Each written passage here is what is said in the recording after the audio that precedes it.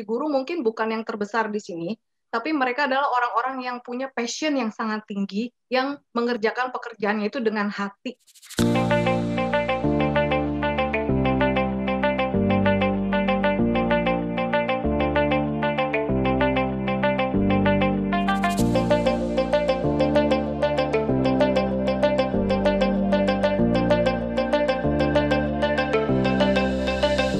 Halo rekan-rekan traveler, hari ini saya senang sekali sudah ada teman saya yang bermukim di Finland, tapi berdarah Indonesia asli, yaitu Sandy Kataya. Hai Sandy.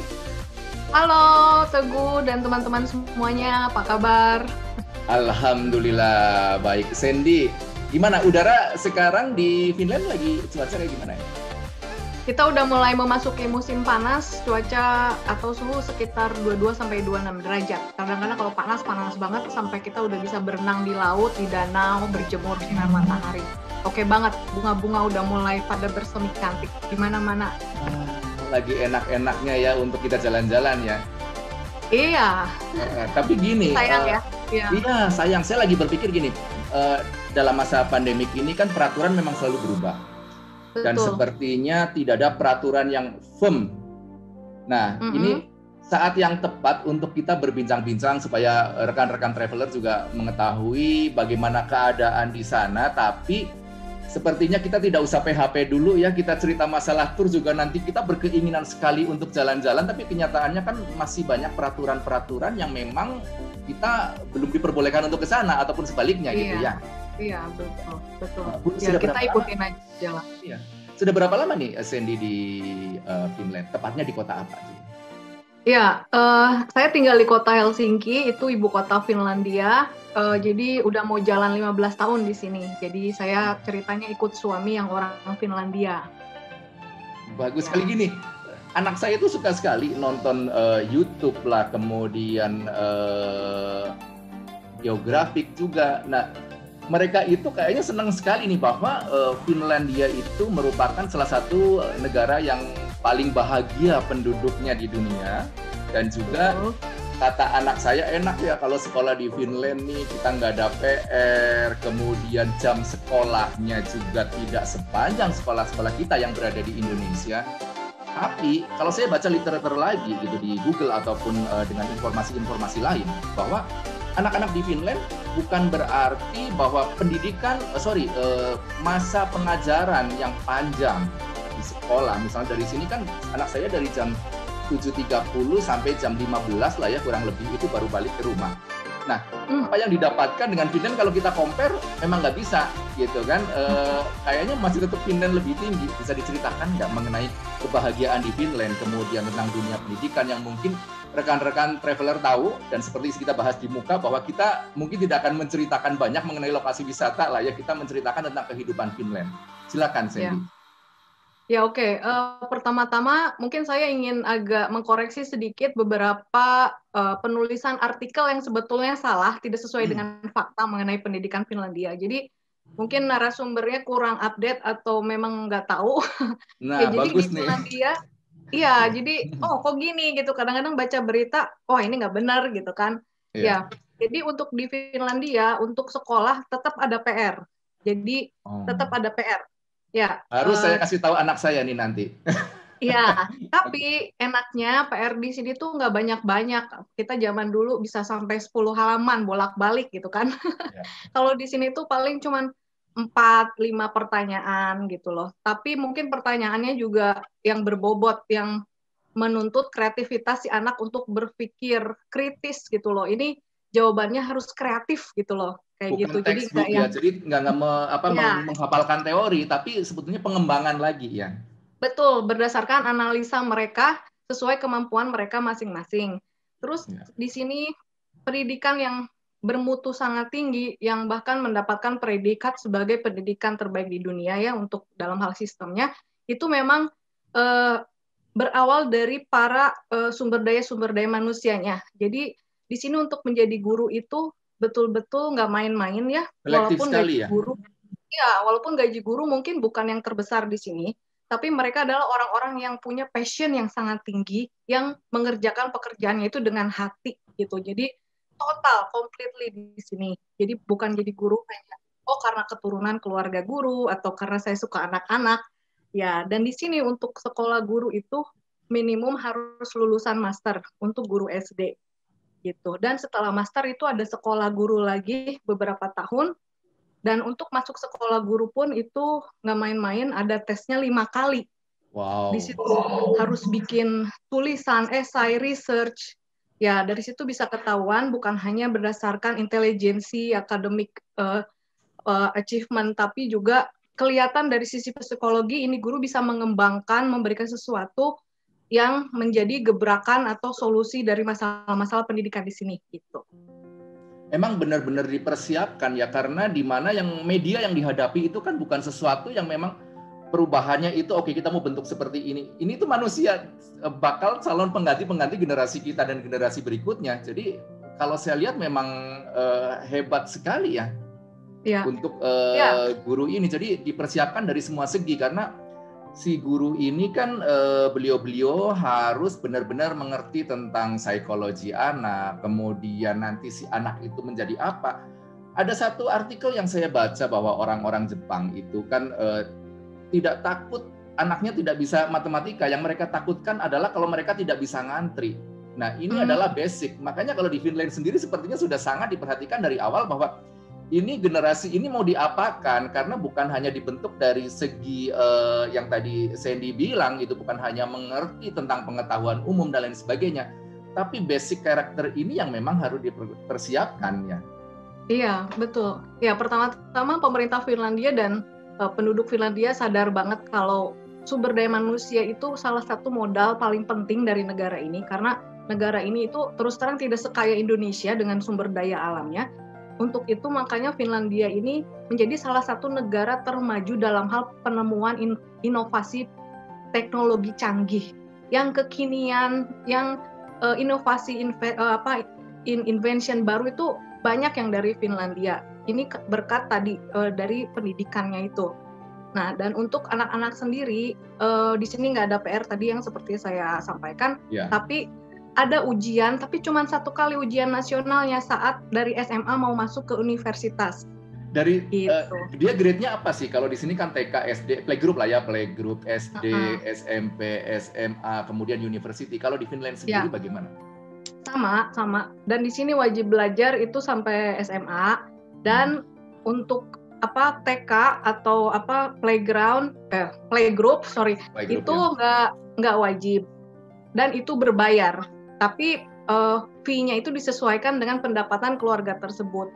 Yang gratis itu mulai dari SD sampai universitas. Jadi di sini kesempatan untuk menjadi apa yang kita mau, untuk menyamakan diri dengan yang lain, itu mungkin banget. Jadi mau jadi dokter, pengacara, atau presiden pun, siapapun di sini punya kesempatan yang sama. Tidak ada possibility yang kurang atau malah privilege yang berlebihan untuk si kaya, sedangkan si miskin nggak ada kesempatan. Ini bagus banget yang saya kagumi dari negara ini gitu. Ya, jadi isu yang memang perlu kita perhatikan pada saat sekarang ini adalah masalah privilege. Ini yang kita di lingkungan kita sering banget mendengar kan, bahwa nggak, no wonder lah gitu dia bisa jadi begini karena bapaknya apa gitu kan. Nah, tapi tidak begitu dengan Finlandia ya. Ya. Jadi di sini equality-nya itu bagus-bagus sekali, dan ini salah satu benefit yang saya rasakan karena selama saya tinggal di Finlandia, sejak saya menginjakkan kaki di sini, saya kan kuliah sekolah terus tuh gitu ya. Jadi di sini saya juga berusaha mengejar prestasi, juga memberikan pendidikan pada diri saya sendiri, karena saya tahu medannya saya hadapi di sini tuh beda, standarnya itu tinggi. Jadi mungkin dari negara-negara ketiga itu ijazahnya kurang diakui lah di sini. Jadi mau nggak mau harus mulai dari nol lagi, ngikutin standar sendiri di sana. Betul, iya. Ya, dan di sini bahasa Finlandia itu betul-betul memang inti kalau mau cari kerja. Jadi harus bisa bahasa Finlandia karena semua udah diintegrasi ke bahasa Finland gitu. Ya. Oke, mungkin rekan-rekan traveler kan nggak paham sekali gitu, dan saya pun sendiri terkadang nggak paham. Mungkin boleh Sandy terangkan sedikit begini. Kita pada saat melihat orang Barat katakanlah oke lah bahasa kita yang lumayan sebenarnya nggak enak didengar, bule gitu kan, itu bahwa semua bule adalah bisa berbahasa Inggris. Tapi sebetulnya kan tidak seperti itu gitu kan. Ini bule berasal dari mana? Finland sendiri bahasa yang dipergunakan itu memang ada bahasa Finland sendiri.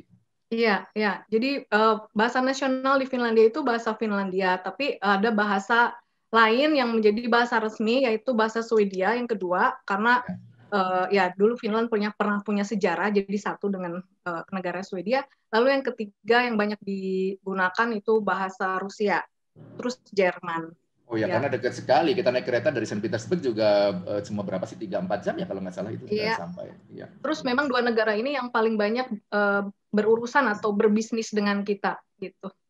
Ya, ini ada satu poin yang penting buat rekan-rekan traveler juga, ya bukan berarti kita nggak go internasional, tapi bangga berbahasa Indonesia itu memang sangat penting di saat di mall-mall. Mohon maaf sekali ini seperti menjadi sebuah tren dan sebuah nilai bahwa kehidupan mereka lebih tinggi kalau si anak-anak ini tidak bisa berbahasa Indonesia tapi lancar berbahasa Inggris. Sepertinya sih salah kaprah ya kalau saya melihat.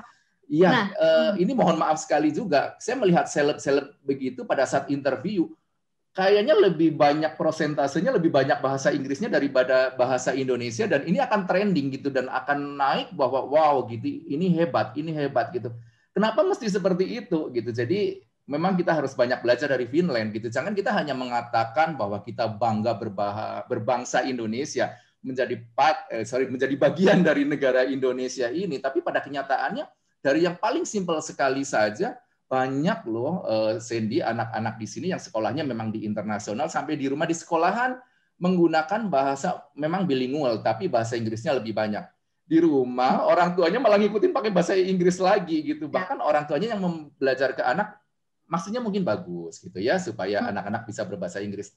Tapi ya jangan dilupakanlah bahasa kita ya. Iya.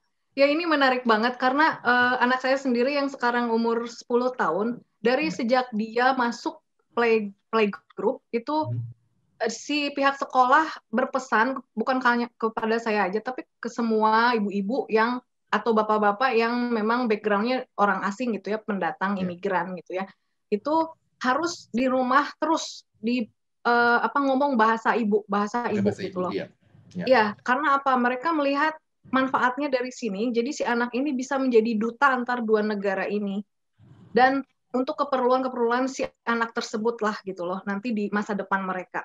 Jadi bahasa ibu yang di luar bahasa Finlandia itu tetap harus digunakan. Gitu, pesannya sih begitu. Ya. Sangat bagus. Kemudian Sandy, penasaran kami ini ya, itu bahwa Finland penduduknya sangat bahagia. Nah, saya melihat aura dari muka Sandy juga bahagia sekali sih. Beda kan dengan stres-stresnya di sini. Beda ya masa pandemik begini stresnya. Boleh diceritakan Sandy, kebahagiaan seperti apa yang memang dirasakan di sana? Ya oke. Selain faktor-faktor yang memang mendukung predikat ini untuk Finland menjadi negara yang terbahagia di dunia, mungkin kalau dari contoh konkret yang saya alami ya langsung di sini testimonial, itu ini negara aman sekali. Jadi tingkat kejahatannya itu rendah karena memang negara ini ya, ini kan negara makmur ya. Jadi untuk tindakan kriminal yang bermotif dari ya kemiskinan kayak gitu-gitu tuh hampir nggak ada lah gitu. Kalau ada. Saya potong. Kalau kita ke negara-negara Eropa yang lain, pada saat kita bawa tur kan yang kayaknya kita itu benar-benar nengok-nengok ini tas dijamret dan lain sebagainya. Tingkat kriminal ini kalau di Finlandia sendiri seperti apa?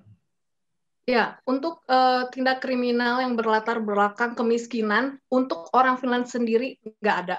Jadi kalaupun ada misalnya copet atau rampok juga nggak ada sih di sini ya.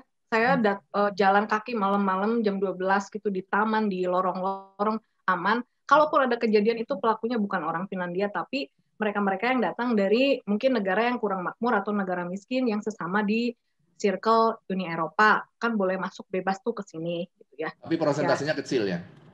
Kecil banget. Ini aman gitu ya. Itu yang saya rasakan. Terus yang kedua itu ya tadi equality. Jadi setiap orang punya kesempatan dan punya banyak pilihan hidup. Itu. Jadi tidak ada beda apa-apa ya. Dan kita semua sama di mata hukum. treatment di masyarakat. Jadi nggak ada kamu anaknya pejabat, kamu bapaknya siapa, pengusaha, sama semua. Contoh rumah sakit itu ya sama. Ini untuk orang kaya dan orang miskin. Kecuali kalau mau spend uang lebih, ada tentu saja klinik-klinik private gitu ya, gitu. Lalu juga trust-nya ini kuat sekali. Kita punya kepercayaan yang sangat tinggi, trust the government, trust the system, trust the police. Jadi tidak ada misalnya dalam hal hukum atau gimana, kita bisa menyuap si hakim atau siapa-siapa sehingga dia lulus dari hukuman. Jadi tidak ada yang ceritanya ketidakadilan gitu loh, karena dia orang lemah. Peraturan gitu ya. Iya, kita bikin peraturan ya untuk diikuti. That's very simple gitu. Itu trust the government, gimana mereka mengelola negara ini. Trust the police. Jadi nggak usah takut lah gitu loh, kita ditipu-tipu, dibohongin gimana-gimana gitu ya. Lalu mungkin yang terakhir ya life quality di sini sehat sekali, life expectancy-nya tinggi, umur orang-orang di sini panjang-panjang karena memang mendukung sekali ya alamnya.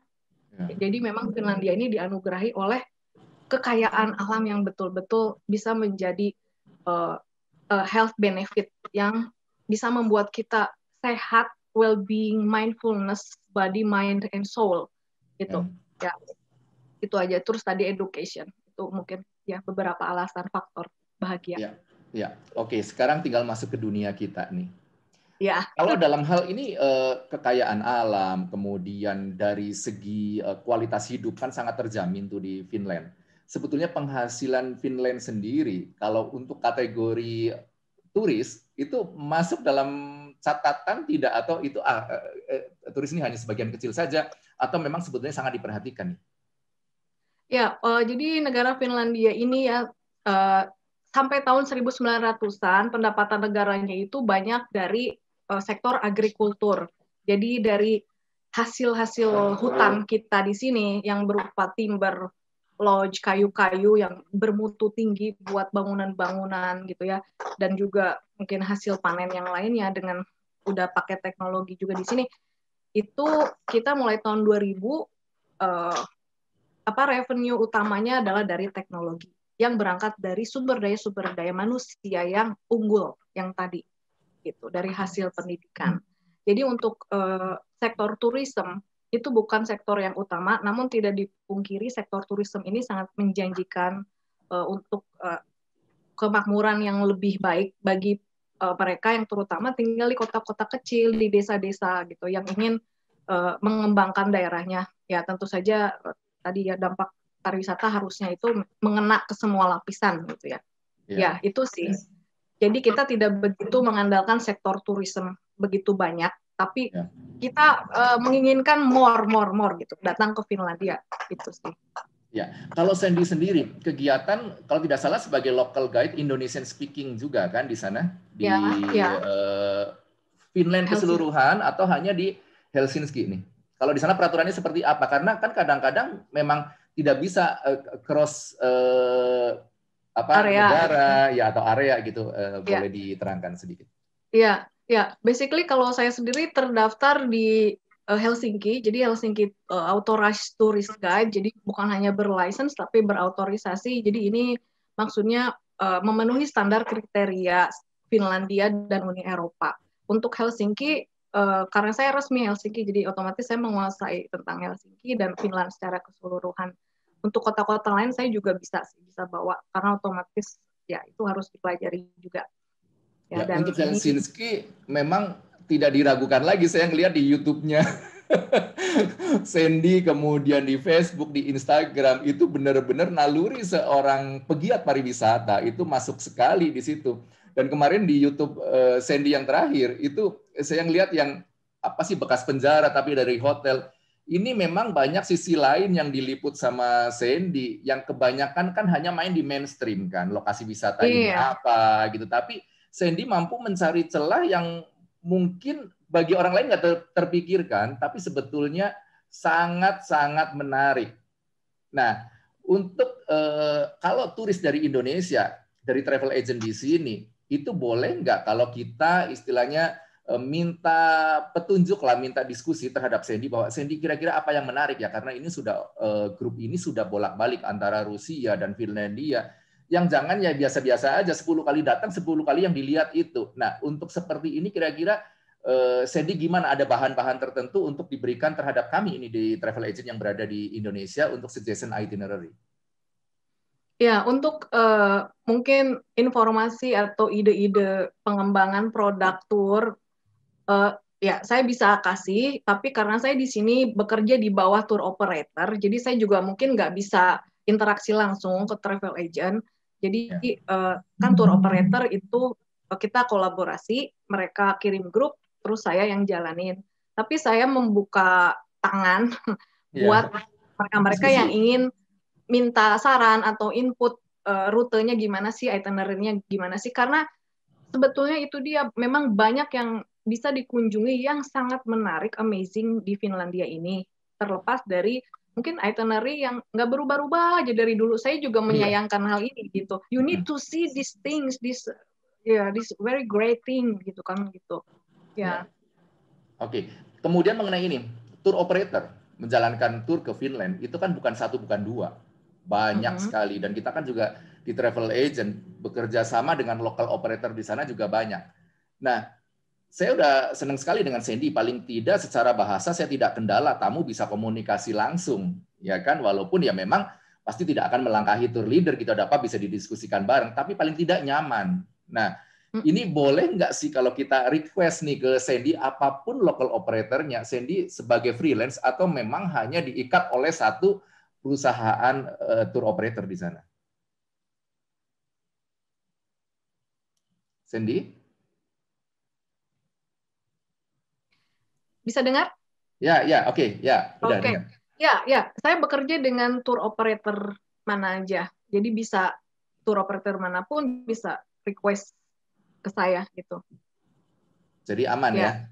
Aman. Dan memang kalau saya lihat, jadi terus terang banyak tour guide di Helsinki sini yang generasinya itu mestinya harus sudah diganti karena tuntutan dunia pariwisata ini kan udah beda ya. Maksudnya kita butuh orang-orang yang energik, yang punya ide-ide baru, yang sesuai dengan zaman lah. Karena terus terang tour guide di Helsinki ini banyak mereka yang memulainya tuh udah dari tahun 70-an gitu. Apalagi untuk pangsa pasar Asia, saya pikir tour guide orang Asia itu cocok banget karena mereka tahu karakter grup ini, gimana cara berinteraksi, melayani mereka, dan in the other hand, mereka tahu gimana dealing sama orang-orang lokal sini, secara kultur kerja mereka, psikologinya gimana. Jadi kadang misalnya nih sama saya tahu gimana handle supir yang begini, atau interaksi sama lokal supplier penyedia servis di sini gitu loh. Jadi kadang sama saya boleh, sama tour leader nggak boleh gitu, karena kita di sini punya hubungan baik, circle orang pariwisata di sini juga kan kecil, jadi kita saling mengenal satu sama lain, punya hubungan baik gitu loh. Jadi kadang kalau ada masalah membantu banget lokal tour guide itu. Ya, itu yang terpenting memang. Kita di negara orang ya, kemudian kita perlu diskusi. Kadang-kadang ada sesuatu yang memang secara teori tidak akan terjadi, tapi di lapangan kan beda. Nah, kalau kita dihandle dengan orang sendiri, paling tidak Asia, apalagi ini Indonesia, sesama Indonesia kan culture-nya sudah tahu sekali, ya kan, pada tengah malam butuh apa gitu, itu gampang. Kadang-kadang bukan berarti, ya memang kita bicara bahwa beda negara itu ya beda sifat kan, karena culture yang dia bertumbuh itu kan beda dengan kita. Kalau kebanyakan ya udah saya kerja 4 jam, udah pokoknya kadang telepon juga ya boro-boro mau ngangkat ya kan, tapi kalau misalnya sama orang Indonesia kan ini udah apa gitu, nggak mungkin tega. Solidarity-nya tinggi lah, kita lebih helpful ya. Oke, Sandy, nanti juga saya akan tulis, bisa tolong WhatsApp ke saya supaya saya bisa tulis di sini bagaimana untuk mencari Sandy baik di sosial media maupun ya lebih bagus di sosial media lah ya, gitu, di Instagram di mana, di Facebook di mana, kemudian channel YouTube-nya apa, karena saya melihat konten-konten yang berada di channel YouTube-nya Sandy Kataja ya, tulisannya Sandy Kataja. Sandy Kataja Finlandia. Nah, itu sangat menarik yang tadi saya bilang, banyak sisi lain yang anti mainstream itu keluar di situ. Boleh nanti di WhatsApp ke saya atau dan secara verbal juga boleh disampaikan ke rekan-rekan traveler semua. Ya, oke. Untuk rekan-rekan traveler dan penonton semua, kalian bisa connect dengan saya di IG Sandi Kataja. Nanti juga ada mungkinnya di kolom deskripsi. Juga Facebook saya sama Sandi Kataja, tapi untuk YouTube channel namanya Sandi Kataja Finlandia. Ya, di situ banyak video-video yang berusaha saya tampilkan, gali mengenai tourism Finlandia, tempat-tempat keren dan hal-hal unik lainnya. Ya, yang bisa jadi ide. Nah, tentu. Ya. Oke, terima kasih waktunya Sandy. Masih pagi ya, di sana jam berapa ini? Mau jam 10. Oh, selamat pagi kalau begitu. Yeah. Have a nice day, Pagi. ya have a nice weekend. Yeah. Dari Indonesia, you, Jakarta. sama-sama. Terima kasih Sandy. Terima kasih. Dadah, see you in Finland.